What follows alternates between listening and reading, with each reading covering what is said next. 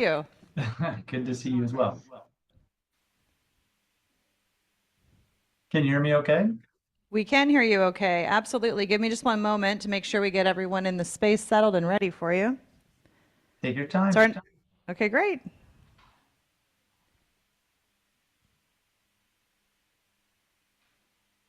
Our next speaker, Michael Erwin, is a manager of instructional services for the College of Health Solutions and will explore how to implement Universal Design for Learning, or UDL, principles in Canvas, our LMS system, to make content more accessible to all students and discuss practical strategies for designing courses and accommodate diverse learning needs. Welcome, Michael. Thank you very much. Thanks for having me today, and welcome for all those that came out to campus today. I appreciate that. And for those online, I appreciate you as well. A little bit about myself. I'm, of course, manager of instructional support over at the College of Health Solutions. I've been in education for over 25 years, primarily in the area of instructional design or course development, and primarily working with learning management systems and translating information, whether it be hybrid or on ground, into fully online programs. And so today I'm going to talk a little bit about a product or a process that many of you are aware of. And if you're a veteran in instructional design, some of this will be a little review, but for the most part, I'm talking primarily about UDL, and specifically, how can we implement that into Canvas? What are some of the nuts and bolts that we can use to use that right away? Now, keep in mind, some of the things that I'll cover you might be doing now, which is great. And in reality, I'm going to give you kind of a buffet of things that you might consider using if you're not already. And for those faculty who are here today looking at perhaps enhancing their skill set, this can be very useful for you as well as you begin to build courses.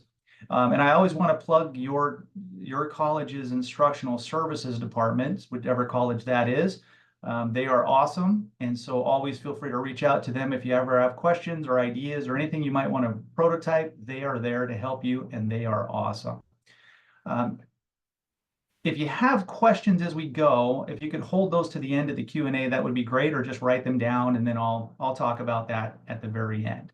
And so with that, let's go ahead and move forward.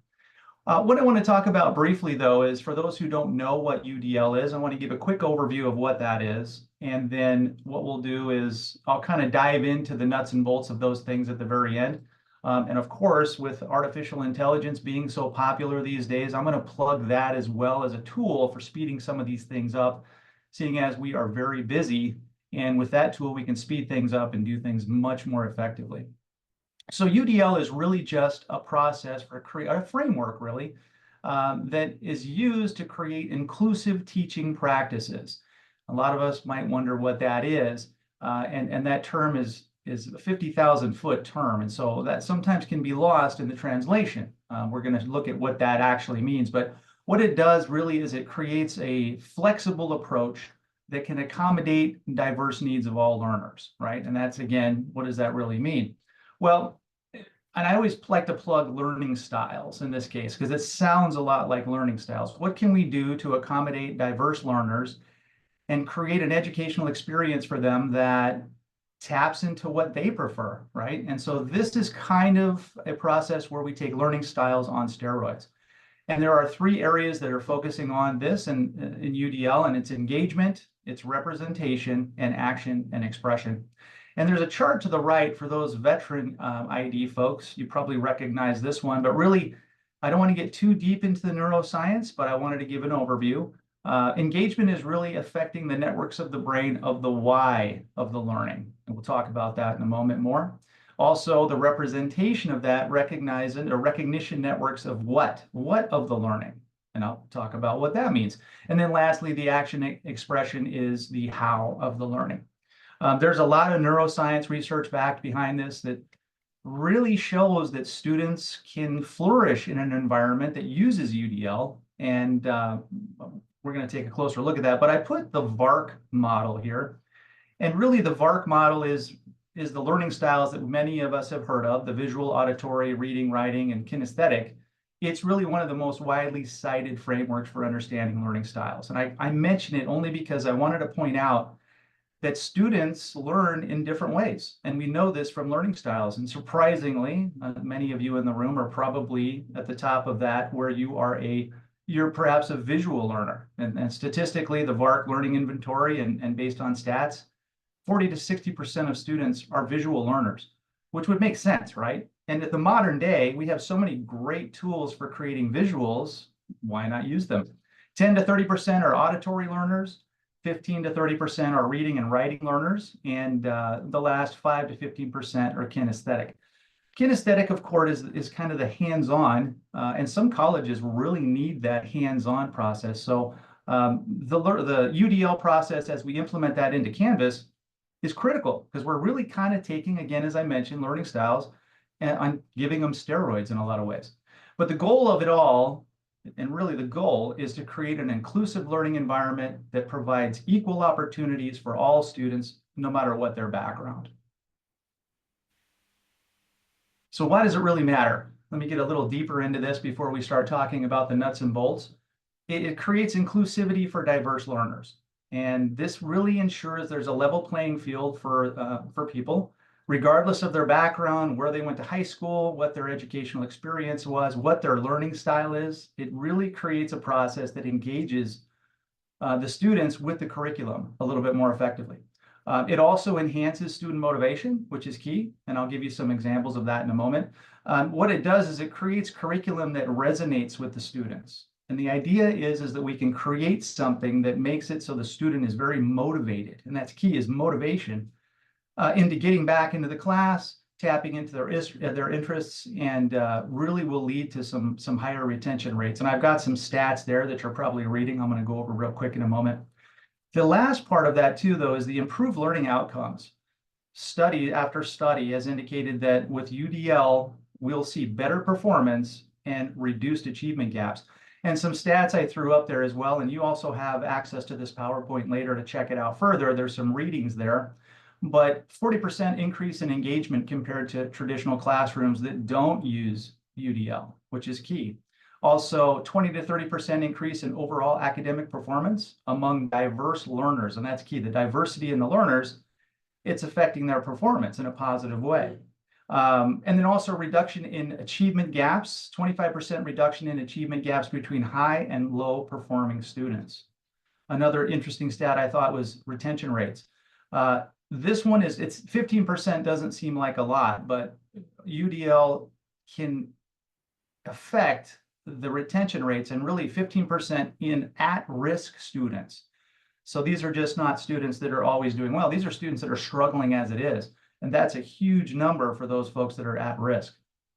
And then the last, of course, for faculty that want those spectacular faculty evaluations, 80% of students reported feeling more motivated and supported with UDL processes.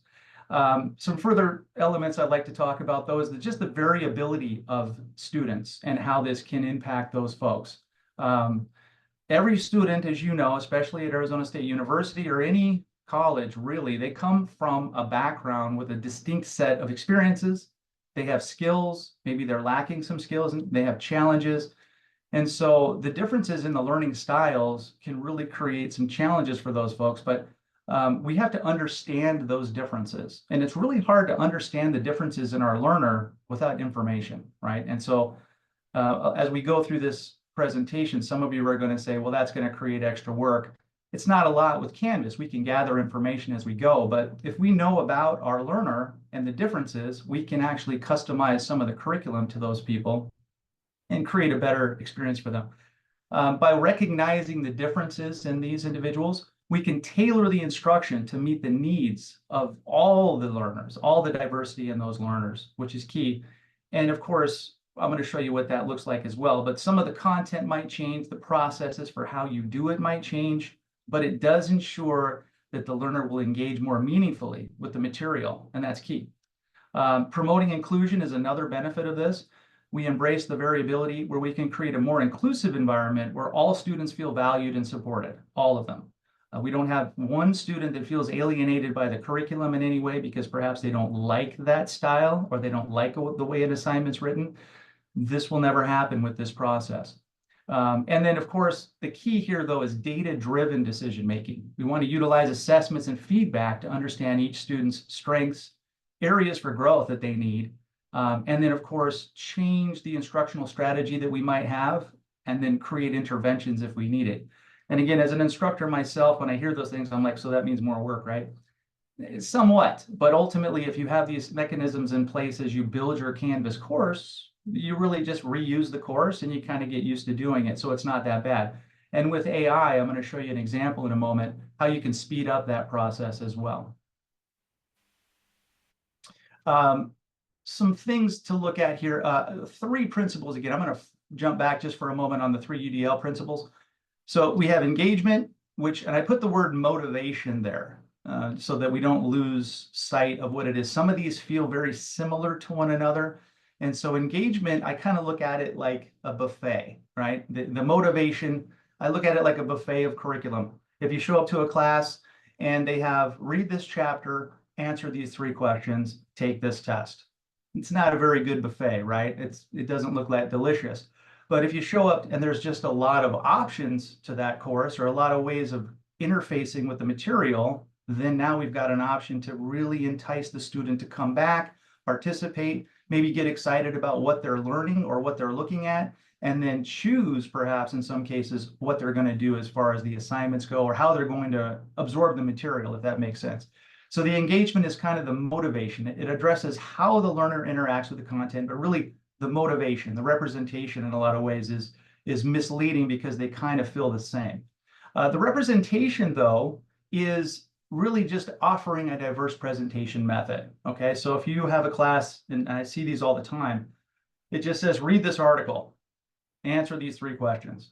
Not a lot of diversity there, right? But what if you go to a lecture and you're presenting material and there's text. Maybe I love to read text. I'm just that kind of person. But what if there's audio of that text instead, so I can have it read it to me? That's pretty common now. Now, what if I've got some sort of visuals or a visual organizer or some sort of infographic that's associated with that text? Now I want to look at that instead. Or what if there's some sort of interactive piece that I've built out of the text using maybe Storyline or some interactive tool like that, that not only lets me look at visuals, but I can interact with those visuals. It'll actually talk to me and read back to me what I'm seeing. And I can maybe participate in it. I can interact. There's interactivity. I can click buttons. I can drag sliders, these kinds of things. These tools nowadays are very easy to get a hold of. And I know a lot of the departments have those built in to their instructional services department. And the learning curve on those really is not that bad at all. But what it does is it ensures that the content is various. So it's creating an accessibility through various formats for those students. So depending on their background, you're going to tap into that. And maybe a student doesn't realize what their learning style is or what their preference is. With this structure, they can experiment maybe and learn something new. Maybe they like interactives more than reading or something like that. And then lastly, action and expression is really providing multiple ways for the students to demonstrate their knowledge, rather than just say, answer these questions, write 350 words on the question. It's not very exciting. What if we allow them to do multiple things, submit it in multiple formats, so they get to choose how they do it? What that does is it encourages the creativity, but also their individual expression. I kind of look at it like this, we all go to Amazon now. If you don't shop at Amazon, I don't know where you've been, but Amazon's one of those places where you go and it will look at what you've been buying. Okay, imagine soon there's going to be a world where you go to a learning management system and it'll have a variety of options for assignments that students can participate in and how they submit them. The system will say, hey, Steve, maybe you'll like this assignment format instead. And it'll be smart enough to tell you or at least determine based on what you've been doing in classes that particular assignment style might be more interesting. It's not there yet. It's coming, I guarantee it. But to recap, engagement really addresses how the learner interacts. So kind of the motivation of the class. The buffet, does it look delicious? I'm very excited to eat that class. I'm joking, of course. And then representation deals with the delivery of the content. And then the expression is concerned with how the learners demonstrate their understanding. Okay. Let's dive right in here, though. What does that look like in Canvas? That's really why we're here today. Why would I want to use this? And how does it look like? What does it look like? Some of these things are not going to be new to the veterans, and I do apologize about that, but it's going to be some good stuff. Number one, gamification. That one is pretty popular among students these days because leaderboards are one of those things where students like to compete. Some classes might not lend themselves too well to leaderboards, but some will. And what you can do is create a friendly competition among the students for various things. But what you can also do is use badges. I put Badger there, but there's a lot of Canvas-based badge software that you can get your hands on. You can create your own badges too. But you can do things like mastering all exams, or maybe they're mastering a project throughout a course. Something that gives them the motivation to demonstrate their mastery. And I know some fields actually will use badges on a resume for a student who doesn't have any experience. It's something, but the key here though is it's kind of creating that motivation factor for a student to get back into a class and to perform. Another one is real world connections, and this is really popular, especially at the College of Health, where hands-on things or case studies are pretty critical. We can create assignments that relate to real world issues or local community projects. And that doesn't mean they have to go out and do that in the community. It just means that you can use it as an example and then have students perhaps analyze it. So this is something else that can create some fun. And again, I'm going to use the example of read this chapter, answer these questions. Not very exciting. This is a spin on curriculum that really creates some excitement for the students. Another one is guest speakers. So we can use Canvas to schedule virtual guests and lectures, and that's something that's great as well. And you can record those, and you can put those in there for students to reflect on. And but again, real world application. Of course, the guest speaker would have to be, relevant to the topic, but there's a lot of them out there, and people love to participate with Arizona State. That's for sure. Some other ones that we see a lot of, and I see some people try to avoid these, which are group assignments. You can leverage the group feature in Canvas, and if you haven't used that lately, that has been getting a little bit more enhanced over the years. So you can actually use that tool to create collaborative projects, which can be challenging, but as we know as instructors, group projects can actually have a better learning outcome for students versus the projects that they do on their own. So keep that in mind. But also the benefit is they can share resources, they can create presentations together in there, they can research projects as a team, those types of things. So group assignments and the group feature in Canvas is key.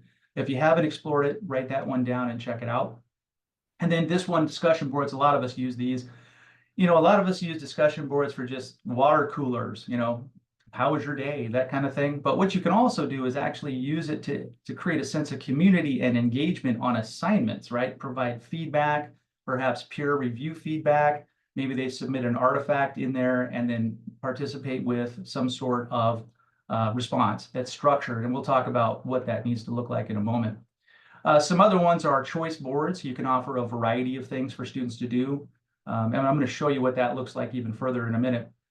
But the key here, again, is getting away from the standard, read this, answer that, right? Offer a variety of things. And the students will see that, and that they'll get very motivated by getting into the class because they're like, this is very fun. This is fun. Flexible pathways, of course, a lot of us use modules. Surprisingly, I still see courses sometimes that are one module, just a lot of content in it. And you're probably shaking your head right now, but it does happen.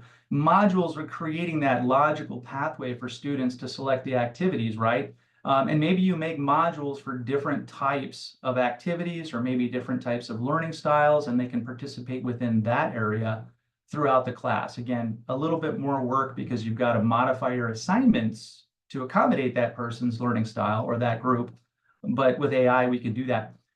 Further interactive content is ideal. So we have Canvas Studio. We've got a variety of tools that we can use for that. The embedded quizzes are great. If you haven't been using some of the newer features in the embedded quizzes, you might want to check that out. The drop-down menu for those has some different features. I'm going to talk about that. But interactive activities are great. And also the quizzes too. The quizzes have a variety of question types. So the question types are pretty interesting. I put a link in here to H5P, which is really just an HTML5 platform. Since Canvas is HTML based, there is a website out there, and I encourage you to check it out, where there's a lot of snippets of code that you can put in your course, and it'll just kind of create an interesting element for that particular assignment. So branching scenarios, And I'll plug Storyline a lot because I like Storyline. If you don't know what Storyline is, it's kind of it's from Articulate, but it's like PowerPoint on steroids. So if you know PowerPoint, you can use it. And then, of course, some key elements too that students like to see as in the engagement piece that's really critical is rubrics. I still see a lot of assignments that don't have rubrics, and with AI, you can make rubrics really fast. So you want to make sure you have rubrics for the students to understand what it is they're being graded on. If a student encounters a course that doesn't have those, they can be frustrated because they're not sure how they're being evaluated, or maybe they had a bad experience in the past with grading, which happens. But with rubrics, it makes it easier for you to grade because if you're using them now, you probably agree, you can just click through the rubric and it'll start to grade that for you. What it doesn't do is the feedback. You have to do that yourself, but a lot of tools that'll do that for you. And then peer reviews also, I mentioned that with the discussion content item, but having students peer review things is fun. They like to look at other people's work. They grow from one another. They can reflect on one another's work. It does create a higher level of learning, and you'll get better outcomes with that. But the engagement piece is what students really they crave. They love to work together and do that. So some of these, again, not tremendously new, hopefully for you. And then lastly, I put this because this is really important.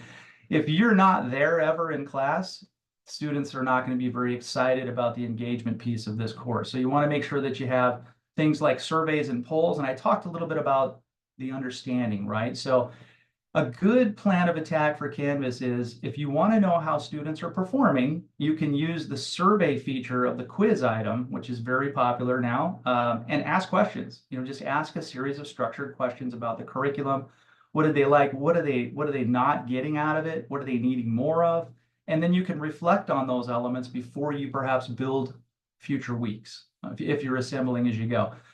Sometimes you don't have the time to do it right away, but at least you have the information you need to assemble things in the class moving forward. And then we all do office hours because if you don't, I don't think you get to, students are very upset about that. So, but these are key elements that create something, the buffet. The student will see the buffet of learning and they're going to go, this is great. I see all of these things. I am very excited. I am very motivated to get into this class.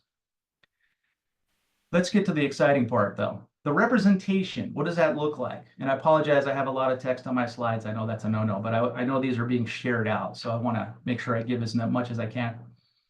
Representation is really providing ways for students to acquire the information. So again, the example, read this chapter, answer these questions. That's one way to acquire it. Not very exciting. Through modern technology these days, we can very easily produce various formats for students. And I list a few of them here, probably, well, I don't know about all of them. I didn't put podcasts, but text is fine. We've got audio, we've got video, we've got images we can create, infographics, visual organizers, graphical organizers, but also even podcasts. I don't know, for those embracing AI, there are some tools that just blow me away. Microsoft has made a tool that you can literally just upload a document and it'll make a podcast of two people talking like a real podcast. And you would never know that it's not a real podcast because they have inflection and they're joking with each other, but they're talking about whatever it is you upload. And I've used it a couple of times just for fun. It blows me away. And if you're interested in some of those, again, my email's on the presentation. Shoot me an email and I can go over those with you. But multiple formats are key. Clarity and comprehension. Ensure that the information is easy to understand, okay? Sometimes when courses are handed down, perhaps you get one, and it doesn't really tell the students what they're doing. It just says, read this. It doesn't have a background on what they're doing. It doesn't tell them how they're being evaluated, and it doesn't even tell them the submission criteria, which is a killer as well. With AI, we can do some amazing things with that. Customization options also allow learners to adjust the way they receive the information, which really ties to number one, multiple formats. And then lastly, use of supports, like incorporating tools into the glossaries or visual aids. If you have a lecture, have words that link out somewhere. It doesn't take very much time to take a word. Maybe it's something that they need to be familiar with, or you might be writing a lecture and go, I think they might not know exactly, or maybe they need to be reminded what this term means. You can just make it a link and have it take it to a video or something like that. Now, these are not rocket science techniques, but very powerful, and it really just takes you an extra second to do it. So it's well worth the time. But what do you do in Canvas for this? Well, really, and I kind of have it implementing similar. You got podcasts. You're making the content, of course, of the learning materials. So if you have a course now that has materials, you can just enhance them a little bit. And again, use your awesome instructional services department to help you with that. You need to ensure that all of the documents that you upload, no matter what, if it's video or images, that you're using accessibility, right? So your alt tags, you've got everything's formatted for screen readers, those types of things. Again, pretty easy to do these days. It just takes a little extra time. And then we're going to talk about submission again in a minute, but you can also have students for the action part do the same thing. Maybe they're submitting presentations or things like that out of the material. There's some built-in tools, of course, like quizzes. I talked about that with various question types. This is how you can represent the material. If you're the kind of person that just does multiple choice all the time, that might be okay. But with, for example, Storyline and some other tools I'm going to keep plugging Storyline. That one has some puzzles. Like you can do puzzles, you can do some interactive quizzes, you can do some matching, you can do some drag and drop, right? So the student actually gets to participate in the lecture piece, and it can test their knowledge as they go as well. And those can be tied into the gradebook if you want to make sure they have the participation piece there. Maybe you want to be sure they're doing it and seeing it. That's something else you can incorporate. And then again, I mentioned providing additional resources. And perhaps there's a module. I think a lot of instructors will do this where they'll say additional resources. And at the very end, there's a bunch of links that say, here's another tutorial, here's another article. It's not required, but it just expands upon the information. So something else to think about as well. Now, the action and expression piece, I'm going to move on to that because this is really the fun part for students. In this particular case, what we're saying is we want the student to demonstrate what they know. And again, I encourage you to get away from the read this, answer these questions, and write it out. Give them the opportunity to do something else. So diverse assessment options is number one, varied formats. Students can choose, for example, maybe they want to write a traditional essay. Maybe they love that. Their learning styles cater to that. That's wonderful. Let them do that. But what if you can say, hey, you know what? I want you to do a multimedia presentation instead. Make a podcast or do a video or create a PowerPoint presentation of this. Do something creative, maybe create an infographic or a piece of art or some sort of digital storytelling. I put posters too. Some things are not going to lend themselves to these because the topic you teach may not. And then I know for instructors right now, you're thinking, oh, I got to create a rubric for every one of those. And I've got to evaluate each one of those differently because they're submitting a different type. That is true. But again, with AI, you can create those rubrics pretty quickly.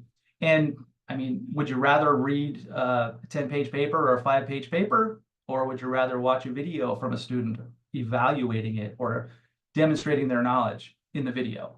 It's really up to you. Because again, I think learning styles and teaching styles, they kind of go hand in hand in a lot of ways. It does take a little bit of work in the class. Alternative assessments, though, are great. So another one I list was portfolios showcasing a collection of work over time. And again, it just depends on the college and the course chain that'll do that. But if you can incorporate real world problems into the assignments and then get away from the traditional things that we might do something that's a little bit more interesting, a little bit more relevant to their industry, they'll come out at the end knowing more and feeling more confident about what they've learned.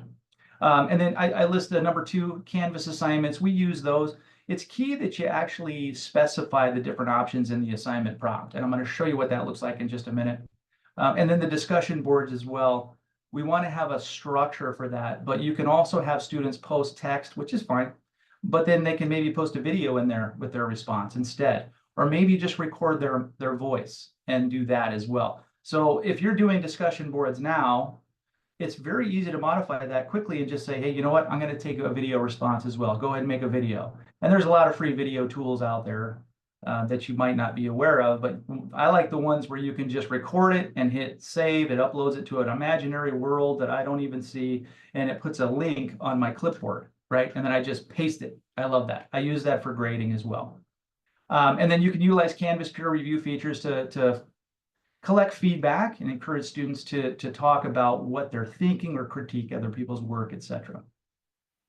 Now, number 3 is pretty important, and you might roll your eyes at this one, but this is something that a lot of things are missing. I see a lot of assignments that sometimes miss this, and that's clear learning objectives for the assignment, right? What is the objective of this assignment? So a lot of times it's better to structure an assignment that breaks things down into what's the objective of the assignment? What are the instructions on the assignment? Here is a rubric on how you'll be evaluated. And then if you want to go crazy, give them a checklist so there's no question about what they're going to do. And then reflection prompts are another one where you want to make sure that you have structure for what it is they're reflecting on, really just telling them what to do. So in short, really, let's move on to the next one. Sorry, I got more principles here. The feedback mechanism, of course, you must give them timely feedback, otherwise they will fade away into the night. They won't want to participate anymore. So as you know, best practices for teaching in a course, constructive feedback, right? Or timely feedback. And this is a good indicator as well for students because they know you're there, but you can see the temperature of the class in terms of how are they struggling? Do they need support? Maybe I need to change the direction of this discussion or the structure of it. You can kind of get a pulse for what students are enjoying and what they're not. And then interactive tools, again, you have interactive quizzes, multimedia tools to do that. I encourage you to get away from the multiple choice A, B, C, or D, right? That's fine. But short answer is great. They have some matching in there, which are fun. You can do reflective prompts too and have students kind of reflect or maybe a learning summary of sorts in ways. You can do that as well. And I keep plugging multimedia, so engaging resources as well. Make sure that students have the ability to access some of these resources too. So if they're doing things like video or audio, that they know where those tools are and there's no cost to them because there's a lot of those free ones. But scaffolded learning opportunities, number 6, I mentioned. This one is nice if you can do it, but the problem with this one initially is ideally you start with a structured assignment, a set of assignments, and then later you can do open-ended projects and give them more independence. I'm not a subject matter expert on what you teach, so you have to give this some thought. Your course might not lend itself to anything that's open-ended that allows for independence, right? It's just not going to happen, but it might. And then mini assignments, this one is killer. If you have a course that has a very large assignment and you can break it up into 4 parts, I encourage you to do it. This will help the student from getting overwhelmed. I've seen some courses where they're 15 weeks and they've got a 20-page paper maybe due at the very end. They'll show them in the first week, this will be due at the end, and then you never hear anything about it until the end when it's due.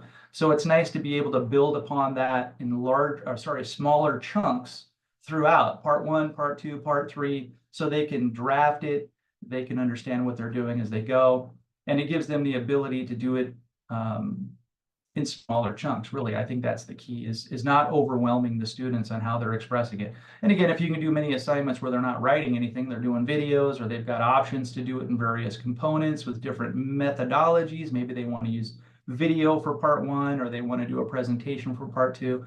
That is the Wild West, right? That's pretty crazy stuff. But again, as a subject matter expert, you're the subject matter expert. You'll have to determine if that fits or not, if that makes sense. So with artificial intelligence, and we're using it a lot over here at the College of Health and embracing it, sometimes we encounter an assignment that, it's fine. It's a good assignment. We've been using it a while. It expresses what it needs to, and it engages the student and they understand it. But through AI, for example, I can take something like this, and here's an example of how we can fan out an assignment that taps into a variety of learning, universal design learning principles, and specifically the learning style of the student. Now, this assignment originally basically just said, read this article and answer these 2 questions, okay? And it wasn't written like this, okay? What I did through AI, and again, being an instructional designer, I have the ability to read it and vet it. I took it into AI and just playing around, I said, expand this. That's all I said. I just literally took the reading and the 2 questions and I said, expand this. It took 1 or 2 iterations. But what it did was it broke it out like this. It basically said, read this article, and then it said, this article discusses, right? And it gave a little overview of that, okay? And I can do that. I have the ability to write that myself. But what it did was it allowed me to do it pretty quickly. Further, it said after reading the article, and then it broke down the questions into two categories, which made perfect sense. One of them was the assessment of the medical opinion and the analysis based on the traumatic brain injury knowledge, right? So it expanded the question so that a student looking at that question would have no confusion whatsoever, okay? This is not quite using UDL. I'm kind of priming you for the Chat GPT, or if you're using Copilot. I find, by the way, I find Chat GPT a little better for this than Copilot, just because of what it's giving me. But in this case, this was fine, right? This will work. Now I want to make it better. And this isn't as formatted as I'd like it to be.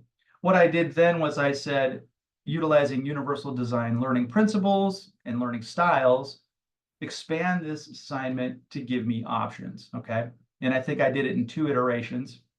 And one of them I don't necessarily very excited about, but look what it did. And again, it's not as pretty as I want it to be in the final version in Canvas because I couldn't fit it on the screen. But you'll see here, basically it gave me the options. After reading the article above, create a visual presentation, infographic, PowerPoint, summarizing the medical opinions regarding Muhammad Ali's condition. Include key points about the link between his boxing career and Parkinson's disease, as well as relevant data. I like it. That's fun. I love that assignment. I think I would have probably picked that one based on my learning style. But then the second one, auditory learners, record a podcast or audio commentary where you discuss your thoughts on the article, address the following questions. And then there's those questions again, right? But it's letting the student express them through audio or a podcast, which again, you want to make sure you give them the tools for that. If they don't know where they are, what they can do, what tools they can use to do that. And then based on the understanding of TBI, do you believe? And then here they get to express their opinion based on the reading, which is awesome. If you can tap into a student's reflection on what they've read, that is also great. And then we have the kinesthetic learner where they get to just simply write a reflective journal or create a creative piece. I don't like the poem part that it gave me. I kept it, or a short story. I don't even know how I would evaluate that because that's, how do you rubric a poem, right?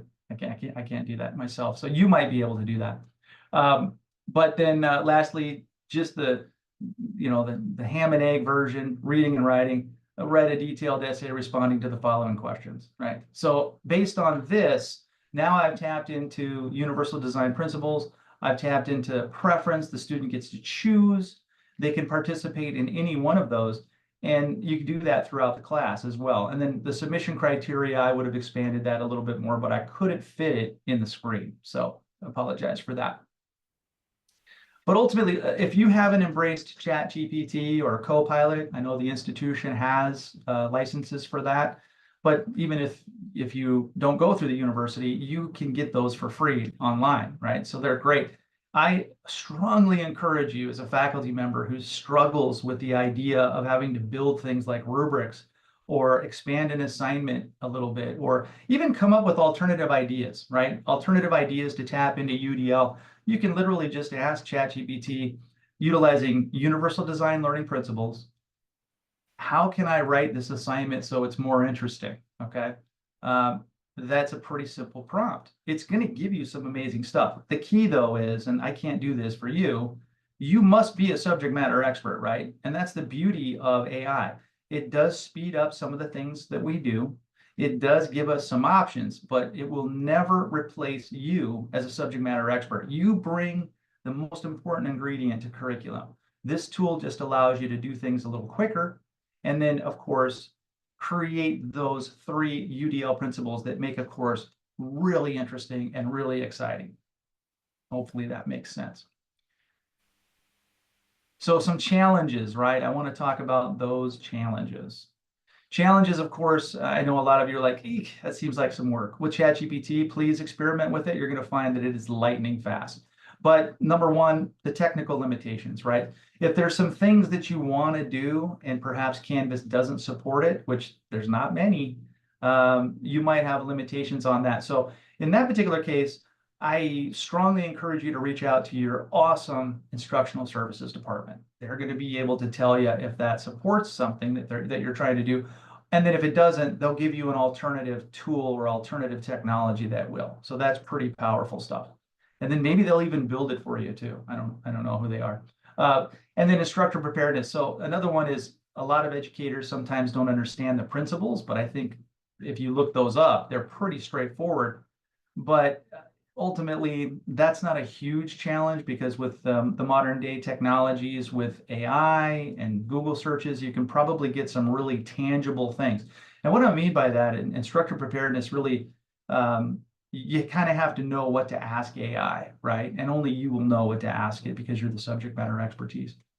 Also, developing UDL compliant materials can be time consuming. And I think number 3 is probably the one that makes folks stop, is because they're like, oh, I got to build all these options. I've got to build all these rubrics. I've got to write out these assignment variations and stuff like that. AI is going to do it for you so fast. It's crazy. You'll get it'll take longer for you to get a pizza than it will for you to be able to do that using AI and creating a UDL variety. Further assessment challenges, designing assessments that align with UDL principles can be difficult. And it really just depends on what you're teaching. It just takes some planning as well. So sometimes the planning phase and the engineering of your class to use these principles can be a little time consuming. It's well worth it though, because remember, once you built the course, you don't have to build it again until there's a change in maybe the topic or some of the information, but you've got the nuts and bolts there. So that's pretty fun. And then the last one, some institutions struggle with this. We don't struggle with that here at Arizona State University. Lack of institutional support. Everybody has access to instructional services. If you've never worked with them, I would reach out to them. They're awesome. They will make things so much easier for you. They are just a mountain of information. So please reach out to those folks if you need anything at all. And then also you can reach out to me as well in my email. I'm glad to talk about anything, even though I'm at the College of Health. So just to Thank you. recap. Oh, sorry, Michael, go ahead. Go ahead. Am I out of time? Not at all. Oh, sorry. Okay. Just to recap real quick. Key principles of UDL. Again, it's an educational framework designed to give students equal opportunity to succeed. And we talked about multiple means of engagement, which is really how delicious does the buffet look, right? It'll create motivation for the student. It'll give them some choice, but really it's motivation. If they see a course that's amazing, they see it's got a lot of delicious content, it will excite them to get back in there. And then we have representation, which is how are they accessing the information, right? Are they watching it? Are they listening to it? Are they reading it? Let's give them those options, okay? And then expression and action and expression is really just demonstrating, right? Rather than write this paper, let them do some other things. Give them the option to do some other things. And the essence of that is, why do we do those things? Why is that important? 3 things: inclusivity, flexibility, and engagement. And those are the critical elements for students to succeed. We want to keep them in the seats. We want to keep them motivated, and we want to keep them doing well, right? And that's pretty important. So with that, questions? Any questions on anything at all? I think this one's pretty open-ended. They will share the presentation with you as well. And again, feel free to reach out to me at Merwin8. Merwin8. I've got a very good email address. If you have questions or like to, yes, go ahead. Thanks so much. We will likely have questions, but first, thank you, Michael, for your presentation. You're very welcome. And Michael, you're welcome to put your email address in the chat for those who are attending online, and your slides are available on our site, like all presenters' slides are, I believe, already. Is that correct, Kathy? Yes, they are. So feel free to take a look at those. Any questions in the room for Michael? And then we'll switch to the online venue. Any questions in the physical space here? I'm coming to you, Linda.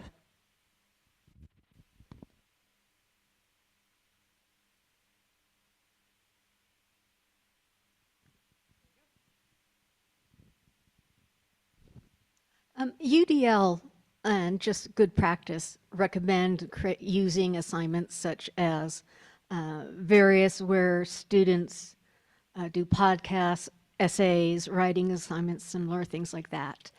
How many of your courses naturally use those? For instance, I work with courses that have to use multiple choice just because of the high enrollment and no graders.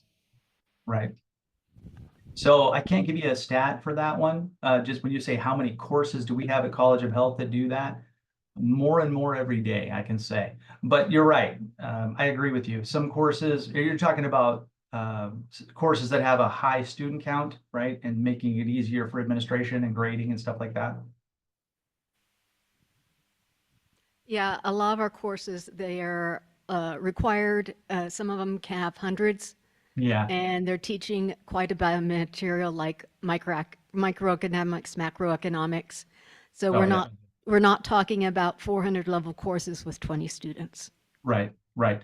So in that particular case, you're not going to be able to tap into the UDL aspect of the action and expression, probably very much, because you will go crazy grading, right? And but you could, of course, for the lecture pieces or the sharing of the information, you could tap into that, right? How they access the knowledge, that could be something you could do, right? Thank you. Any other questions in the physical space?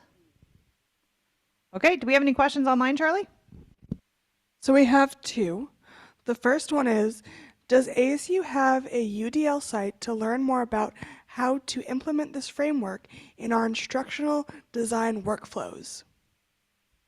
They do. They have a variety of resources for that. And unfortunately, I don't know the address. Shoot me an email, can you? Can you just say, hey, Mike, where's that site? And I'll be like, here it is.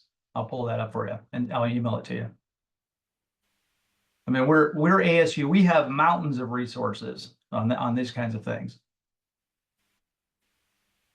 Thank you. Our second question is, taking into consideration what we are discussing about UDL, can you give us insights into your personal philosophy of education? Wow. That's a deep question. My personal philosophy on education, I think, is in the modern day, which is where we are. We've got AI, we have access to all these great tools. I think we should be utilizing them as much as we possibly can. And I think that's pretty important. The challenge, of course, is time and energy. So your instructional services department are going to be key in helping you implement those. That's a pretty deep question, but ultimately we should be using these tools. And again, even if you just start with something simple, like maybe you create audio or video or an interactive piece, and that's something that we've done at College of Health, where we've taken PowerPoint presentations that students just watch, and we've modified that same PowerPoint to create an interactive piece, right? It didn't take very long to do because we already have the information. So in that case, now students can interact, they've got some visuals, they've got some audio, and literally you can do that conversion in one day. So I think that's important. Thank you so much, Michael. Any other questions online, Charlie? Are we good? Okay. Michael, thank you so much for your presentation today. And those who want to learn even more about UDL and a resource that is developed for the university, that is happening at 3 o'clock today in Ventana C. So you're welcome to attend that. There's a course being released to help folks learn more about it and how you might apply it in your class. Thank you, Michael. You're welcome. Have a great day, everyone. As we're transitioning to our next presentation, which is also happening online here in our Arizona space due to illness, just a reminder to go to our website. We do have a survey that we'd like you to fill out, give us feedback. We know we can improve. We'd like to know from your perspective how we can improve. Additionally, after completing that survey, you will receive, within the next week, give us some time, a link to receive one of Bello's books in an ebook form for our thanks and gratitude and you taking note and helping us improve. All right. Give us just one moment to make sure that our next presenters are available.